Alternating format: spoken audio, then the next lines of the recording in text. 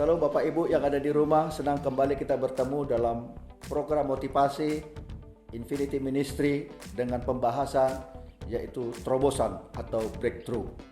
Sebelum kita membahas lebih jauh, mari kita akan baca firman Tuhan sebagai dasar iman kita hari ini. Dalam Markus pasal 5 ayat yang ke-25 sampai yang ke-29. Adalah di situ seorang perempuan yang sudah 12 tahun lamanya menderita pendarahan.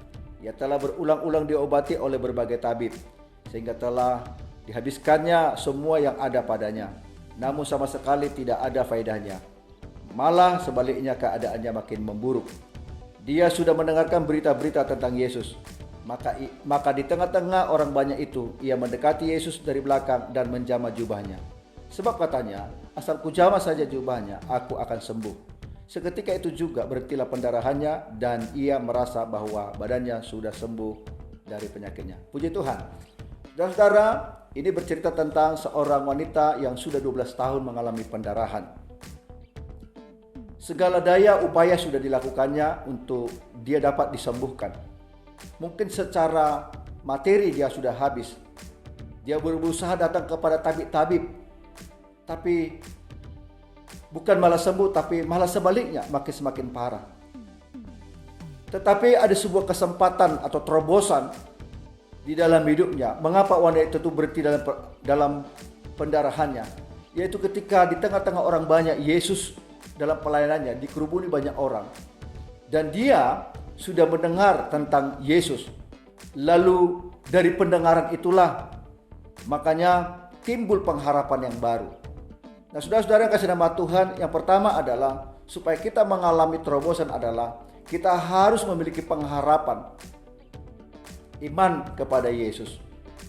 Bukankah firman Tuhan, dia dikatakan firman Tuhan ayat 27, dia sudah mendengarkan tentang berita-berita tentang Yesus. Artinya dari pendengaran itulah timbul iman percayanya.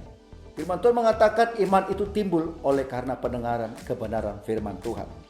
Jadi wanita ini mendengar dan timbul iman dan pengharapan dalam hidup. Yang kedua adalah lalu diwujudkannya.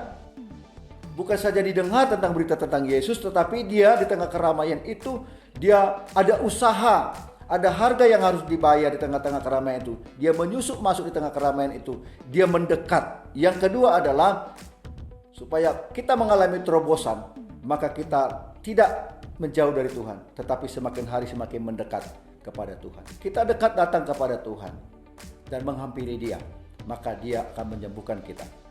Yang ketiga adalah di ayat 27C-nya dikatakan adalah dia mengambil tindakan iman. Terobosan terjadi karena kita melakukan tindakan iman. Dengan wanita ini berkata gini, asal kujamah saja jubahnya, maka aku akan sembuh.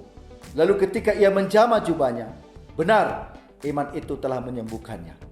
Dia sudah mengalami terobosan di dalam hidupnya. Dia disembuhkan dari pendarahannya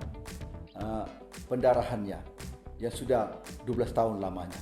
Karena apa? Karena dia beriman dan bertindak di dalamnya.